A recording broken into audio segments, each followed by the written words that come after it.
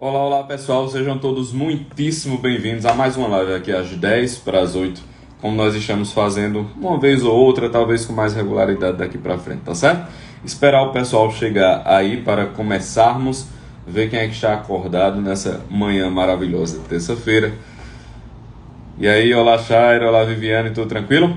Então vamos só esperar um pouquinho. Vocês viram aí que o tema da live é sobre como lidar com a morte, não é verdade? Uma pessoa perguntou, e aí eu sempre digo a vocês, continuem sugerindo, continuem fazendo perguntas, porque boa parte das coisas que eu vou falando aqui tem relação com as angústias e as coisas que vocês me trazem, tá certo? O tema de hoje é como lidar com a morte. A morte é um tema bom de se falar, por mais que as pessoas tentem evitá-lo, mas a morte é um tema não só bom, mas como muitíssimo necessário. Então, já temos cento e pouquinhas pessoas aqui. Vamos lá começar. Veja só, pessoal. Recentemente, eu tenho vivido, pelo menos com pessoas mais próximas, né, um certo drama com relação à morte. E a morte, obviamente, ela tem essa nota de drama por si só. Então, você tem além disso a questão macro, né? Você tem a questão da doença, você tem a questão dos hospitais abarrotados, enfim, você tem todas essas coisas acontecendo. Você tem o medo das pessoas, o pânico que está sendo disseminado assim aos quatro cantos. E tudo isso tem a ver com a morte e com a tentativa de não morrer por conta dos acontecimentos mais recentes, não é verdade? Então, feita essa pequena introdução, eu achei realmente necessário falar sobre isso. E vamos começar com o seguinte. Perceba, pessoal, existe um certo mal-estar no mundo. Sabe quando você está num lugar e você está vendo uma situação constrangedora e você meio que finge que aquela situação constrangedora não está acontecendo? Sei lá, tem um casal discutindo de uma maneira meio humilhante, meio vergonhosa, né, para uma das partes. Você olha aquilo e faz, meu Deus do céu, eu não quero nem escutar esse negócio, porque chega a ficar agoniado. Então você tem uma criança sendo absurdamente birrenta e mal educada no shopping, no supermercado, e a mãe sem conseguir controlar, com aquela vergonha terrível, tomando conta do ambiente. Você faz, meu Deus, eu não vou nem olhar para esse negócio, que eu vou ter até raiva, né?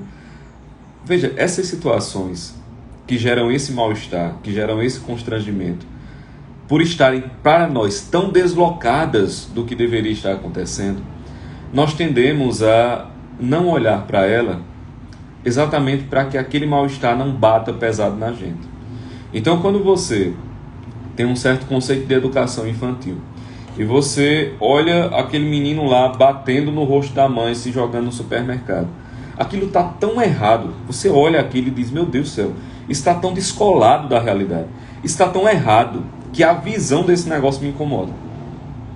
Isso não deveria estar acontecendo. Quando você vê aquele casal discutindo de maneira humilhante, uma das partes humilhando a outra, ou uma das partes se colocando numa situação de subjugação diante da outra, na frente de todo mundo, cara, isso é tão errado. Para um relacionamento, isso é tão errado que o cara não suporta olhar. Você não aguenta olhar para aquele negócio, que aquilo dá um mal-estar. Como é que a pessoa aplica isso à morte? Existe um mal-estar no mundo, desde que o mundo é mundo. E o mal-estar fundamental do homem é que, do mesmo modo que aquela criança fazendo cena não deveria estar acontecendo, do mesmo modo que aquele casal se humilhando e se ofendendo não deveria estar acontecendo, a morte é algo tão errado, tão deslocado, que não deveria também estar acontecendo. Esse é o mal-estar fundamental da civilização. As angústias inteiras do homem não estão relacionadas com o fato de que a morte existe. Estão relacionadas com o fato de que ela não deveria existir. A morte é algo tão estranho para nós, tão antinatural, que prova para nós que a nossa natureza material, ela não é a única coisa da qual somos constituídos. Porque vocês já viram, minha gente, um leão tendo crises de consciência porque está próximo da morte ou porque seu companheiro ou seu filho morreu? Vocês já viram uma vaca fazendo isso, uma formiga? Você não tem essa sensação no mundo animal. Quer dizer, embora a morte seja um evento natural, tal qual comer, levantar, dormir, você morre. Você come, almoça, levanta e você morre também. Então, a morte é um evento muitíssimo natural. Mas para nós, ela é um mal-estar. É como se ela não fosse correta. É como se ela não fosse adequada. A gente olha para a morte e diz assim, meu pai do céu, está errado. Está errado. Então, a primeira coisa que a gente tem que entender, se a morte, ela para nós não é natural, isso significa que nós almejamos uma coisa que a gente não pode achar nesse mundo. A gente almeja uma coisa que a gente não pode achar nesse mundo. E essa destruição, minha gente, essa eliminação da vida é a causa de que a gente faz as melhores e as piores coisas. Certo? Veja só. Nós temos esse desejo de viver muito, viver em abundância. Mas nós olhamos para o lado e tudo o que nós amamos, a morte toca. Tudo o que nós amamos, a morte toca. Nós amamos a nossa saúde? Bem, a morte toca. Não, Pedro, mas eu estou vivo. Não tive nenhuma morte próxima. É verdade, mas você está envelhecendo. O envelhecer é um morrer. A velhice que todos nós passamos é uma modalidade de morte. É uma pequena morte. É a morte que corrói aos poucos. Existe no mundo um certo caducar. As coisas caducam, as coisas perecem, as coisas se desmancham, as coisas se quebram, as coisas se destroem. Existe um caducar no mundo, existe uma morte que toca tudo no mundo. E aí vem um ponto. Tudo que nós amamos, a morte toca. É muito curioso a passagem de Marta e Maria. Quando Marta está lá fazendo muitas coisas e Nosso Senhor diz, Marta, Marta, tu te inquietas com muita coisa. Uma só coisa é necessária. Maria escolheu a melhor parte e aquela que não lhe será tirada. Uma só coisa é necessária. A melhor parte que não lhe será tirada. O que significa que todas as outras nos serão tiradas. Minha gente, esse caducar do mundo, esse mundo perecível, tudo nos será tirado. A sua beleza será tirada. Seu corpo será tirado. As amizades serão tiradas. As pessoas que amam serão tiradas. As honras serão tiradas. A saúde será tirada. Em algum momento, tudo em nós se completará nessa sinfonia de morte que está em todo lugar. E eu não estou falando isso com um ar mórbido, como uma coisa tétrica, como uma coisa de filme de terror para assustar. Não, não é isso. É que a gente vê acontecendo, meu Deus do céu. Né? Os prazeres são tocados pela morte. A gente come uma comida maravilhosa, daqui a pouco a gente está com fome de novo, e se a gente comer muito, a gente começa a enjoar. Quer dizer, o prazer mais básico da comida, ele também é tocado pela finitude. A honra e a glória é tocado pela finitude. O momento de dinheiro é tocado pela finitude. Tudo é tocado pela finitude. Absolutamente tudo. Marta, Marta, tu te inquietas com muita coisa. E acontece que a gente se agita, meu Deus, como a gente se agita, para tentar evitar que a morte toque aquilo que a gente ama. Os nossos esforços, os nossos desejos, as nossas angústias, são para evitar que a morte toque aquilo que a gente ama, a começar de nós mesmos. E o que é que a gente ama, no mais das contas?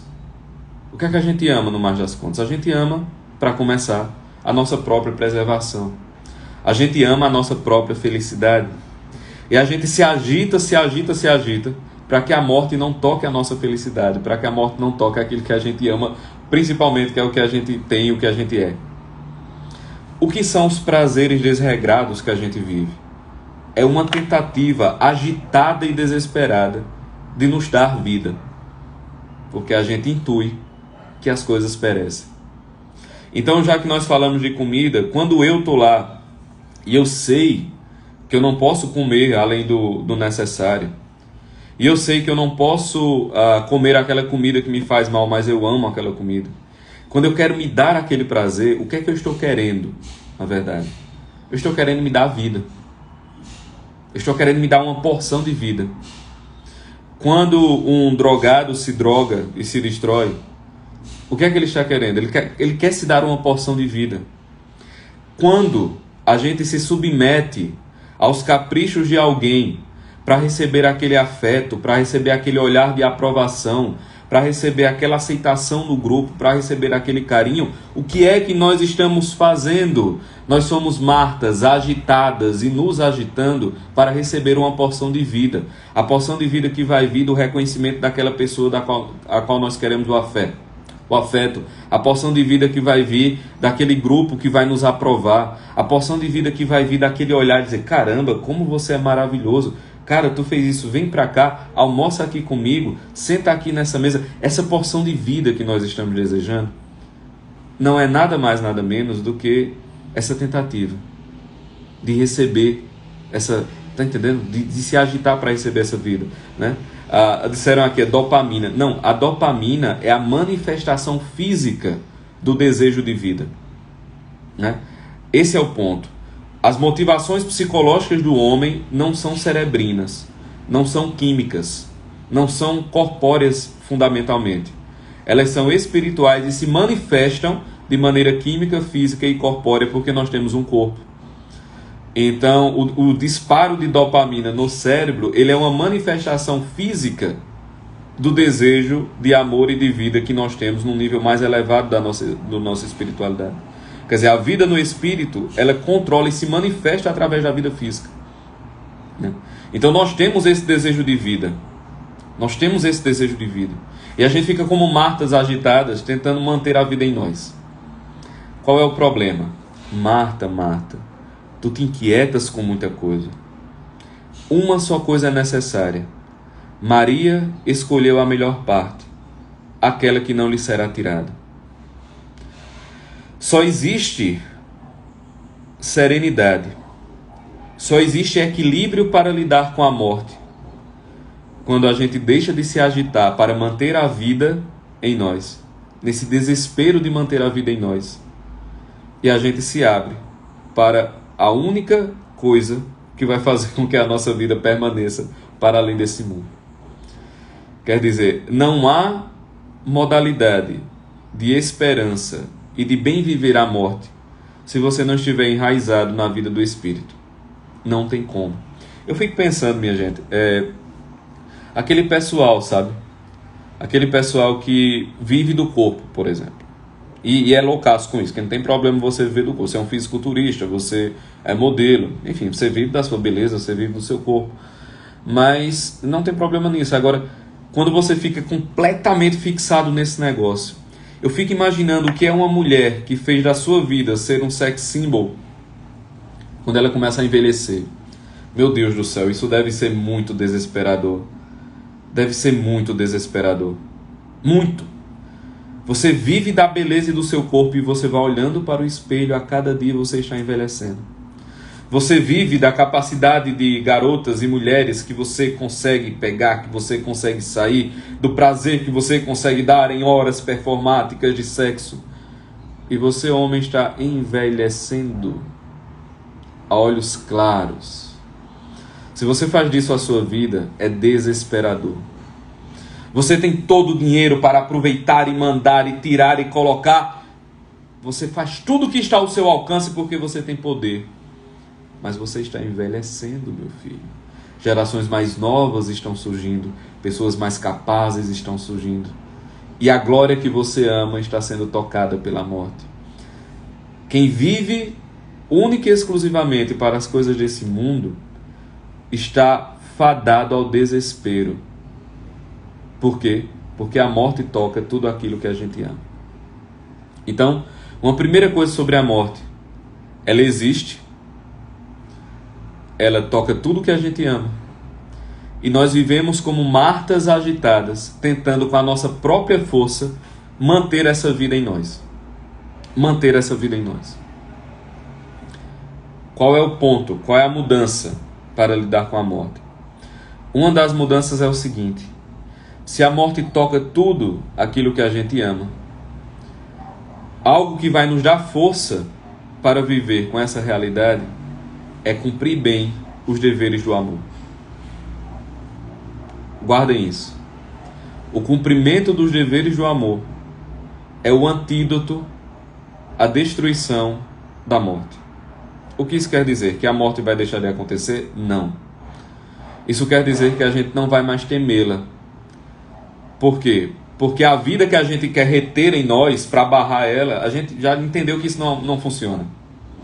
A gente entendeu que isso não funciona. E o que é que a gente faz? A gente se adianta à destruição da morte e a gente se oferece em sacrifício. E a vida que nos seria roubada, a gente diz: não, você não precisa tomar. Eu mesmo dou. Eu mesmo dou a minha vida.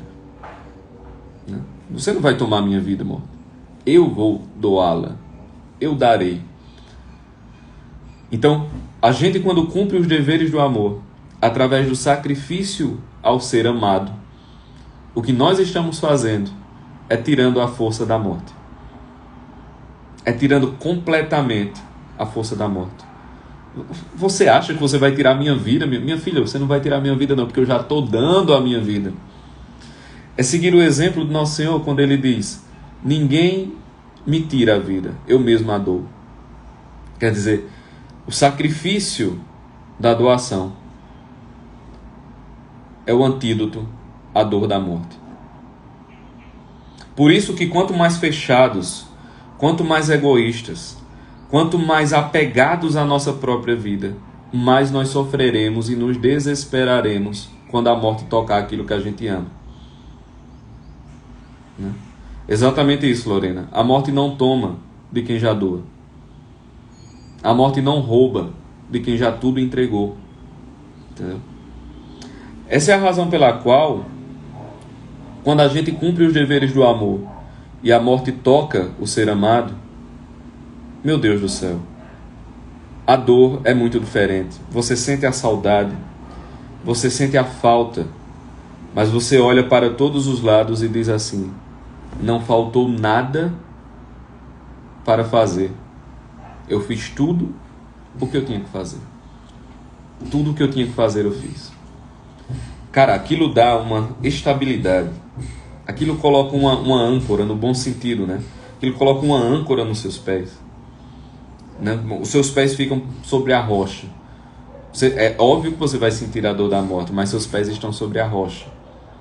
Né? Tudo o que eu tinha de amar, eu amei. Tudo o que eu tinha que amar, eu amei.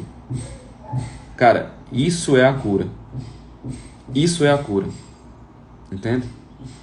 Só que essa cura do tudo que eu tinha que amar, eu amei, se dá na doação, por exemplo, da pessoa tentar não viver guardando a vida em si. Da pessoa não se deixar abater pela loucura da gula, que é uma maneira de manter a gula em si, manter a vida em si. Não se abater pela avareza, que é uma maneira de tentar manter a vida em si, o poder de possuir. Né? Não se deixar levar pela ira, que é uma tentativa de manter a vida em si, ou seja, de realizar aquilo que você considera que deve ser realizado por sua própria força. Dito de outro modo, né?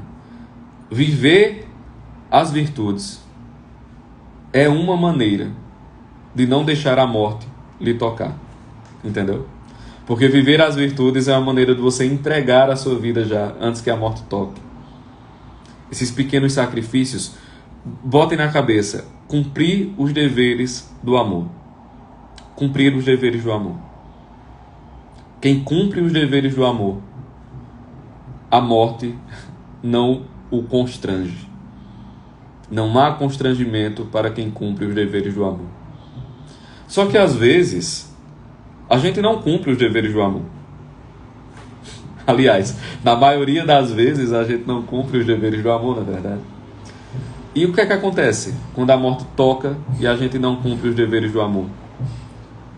A gente tem que cumprir um outro dever do amor, que é a humildade de aceitar a situação e perdoar-se por ter sido miserável e não ter cumprido os seus deveres. E eu lhes digo, isso é mais duro do que uma vida de sacrifício. É mais difícil. Não estou dizendo que é fácil, não. É mais difícil. É mais duro que uma vida inteira de sacrifício. Entendeu? Você olhar e dizer assim, caramba, isso daqui eu não fiz. E agora? Não há mais o que fazer. E agora? Agora eu tenho um outro dever do amor para cumprir. Que é a humildade de perceber-me pequeno e não me destruir por isso. Quer dizer, não ser orgulhoso a ponto de me espantar e me escandalizar com a minha miséria. E olhar e dizer, realmente, eu fui miserável, não consegui realizar. Mas isso é próprio da minha pequenez. Vocês entendem o que eu estou dizendo? Não é uma indulgência de passar a mão na cabeça por uma falta. É a humildade de você dizer assim, eu não consegui. Pô, não consegui. Mas o bom Deus sabe de todas as coisas. Eu vou entregar essa minha lacuna ao bom Deus. Pedir perdão pela minha miséria. E viver em paz. E a partir desse movimento de amor, cumprir os deveres do amor que ainda me sobram. Cumprir todos os deveres do amor. E aí quando você faz isso, você tem... Os outros deveres começam a pular na sua frente. Uma amiga perdeu recentemente o marido jovem, né? E tem 2 filhinhos pequenos. E eu olho para a situação dela e digo assim, meu Deus, isso é alguém que tem tudo para não se deixar vencer pela dor momentânea. Porque ela escreveu claramente que ela fez tudo o que podia para salvá-lo. Tudo o que ela podia fazer para salvá-lo, ela fez. Foi fiel até o fim. Cumpriu todos os deveres do amor para com ele, o máximo que conseguiu. E à sua frente tem 2 amores, que ela também tem uma vida de deveres para com ele. Eles dois, os 2 molequinhos. E ela está lá, cumprindo os deveres do amor. Cara, essa pessoa vai escapar. Essa pessoa vai viver, e viver bem, e viver em abundância. Tão logo a dor inicial, né, do absurdo da morte, o mal-estar da morte, baixe um pouco, essa pessoa vai escapar. Porque ela cumpriu, e os deveres do amor estão na sua cara. A grande pergunta é, minha gente, quais são os deveres do amor que nos faltam hoje?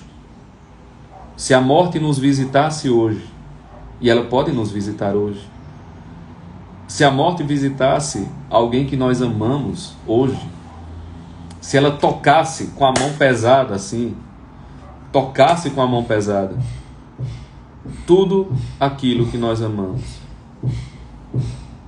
como nós estaríamos? Nós poderíamos olhar, sentir a dor, aquele peso da morte tocando e dizer assim, eu sei, é destruidor, é um mal-estar quase insuportável, mas eu cumpri os deveres do amor.